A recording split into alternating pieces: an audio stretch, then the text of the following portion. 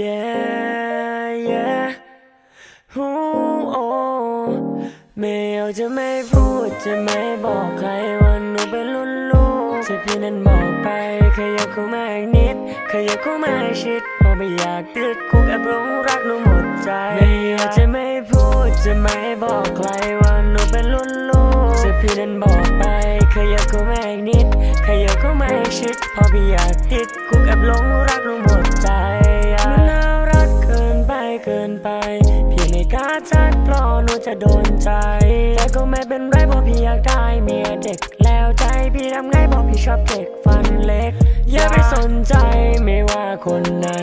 หนูอย่าสนใครเข้าใจใช่ไหมพี่ยังมองให้หนูเข้าใจพี่บ้างก็ดีไม่ใช่คนเจ้าชู้เข้าใจพี่น่าชอบดีพี่นั้นรักหนูน่ารู้หรือเปล่าไม่ได้ขึ้นที่อายุเหมือนกับที่ได้ข่าวแล้วพี่ต้องทำยังไงให้หนูรักพี่สักทีให้พี่ดูแลได้ไหมได้โปรดเธอหน้าเบบี้ได้โปรดอย่ารังเข้าใจไหมถ้าหนูไม่ชอบไม่เป็นไรแต่ว่าพี่นี่ไม่ไปไหนจะคอยดูแลอย่างดีไม่ห่างไกลอยากจะบอกให้รู้ว่าอยู่ของพี่มันไม่สำคัญเท่าหนูแล้วหนูจะได้รู้รักที่พี่ให้หนูไปจนหมดใจและหนูหันมาจ้องตาพี่ไม่เอาไปบอกใคร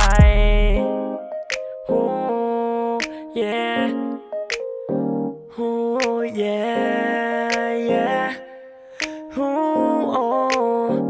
ไม่เอาจะไม่พูดจะไม่บอกใครว่าหนูเป็นรุ่นลูกที่พี่นั้นบอกไปขยับเข้ามาอีกนิดขยับเข้ามาชิดเพราะไม่อยากติดคุกแอบหลงรักหนูหมดใจไม่เอาจะไม่พูดจะไม่บอกใครว่าหนูเป็นรุ่นลูกที่พี่นั้นบอกไปขยับเข้ามาอีกนิดขยับเข้ามาชิดเพราะไม่อยากติดคุกแอบหลงรักหนูหมดใจมันน่ารักเกินไปพี่ไม่กล้าทักเพราะหนูจะโดนใจแต่ก็ไม่เป็นไรเพราะพี่อยากได้เมียเด็กแล้วใจพี่ทำไงเพราะพี่ชอบเด็กฟันเล็กอย่าไปสนใจไม่ว่าคนไหนหนูอย่าสนใครเข้าใจใช่ไหมพี่ยังมองให้หนูเข้าใจพี่บ้างก็ดีไม่ใช่คนเจ้าชู้เข้าใจพี่น่าชอบดีทุกคำที่พี่นั้นบอกมันฟังดูเหมือนคำกระจอกไม่อยากให้หนูคิดมากแต่ว่าพี่นะคิดไปก่อนละปล่อยให้คิดไปไกลรักแล้วไม่รู้ทำไงให้โอกาสสักครั้งลองคบกับพี่แล้วจะติดใจลองมองมาสักนิดเถอะพี่นั้นไม่มีฤทธิ์ปล่อยให้พี่ต้องคิดพี่ไม่ร้ายมันอย่างพี่บิ๊กอยากได้มาเป็นคู่ครองเหมือนตัวร้ายกับพระรองที่ตอนจบสุดท้ายกลายเป็นหนังที่ดูแล้วง่วงนอ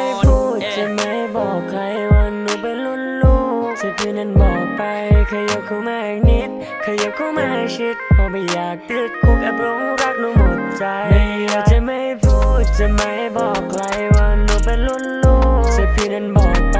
ขยับเข้ามาอีกนิดขยับเข้ามาชิดเพราะพี่อยากติดคุกแอบหลงรักหนูหมดใจมันน่ารักเกินไปพี่ไม่กล้าทักเพราะหนูจะโดนใจแต่ก็ไม่เป็นไรเพราะพี่อยากได้เมียเด็กแล้วใจพี่ทำไงเพราะพี่ชอบเด็กฟันเล็กอย่าไปสนใจไม่ว่าคนไหนหนูอย่าสนใครเข้าใจใช่ไหมพี่ยังมองให้หนูเข้าใจพี่บ้างก็ดีไม่ใช่คนเจ้าชู้เข้าใจพี่น่าชอบดี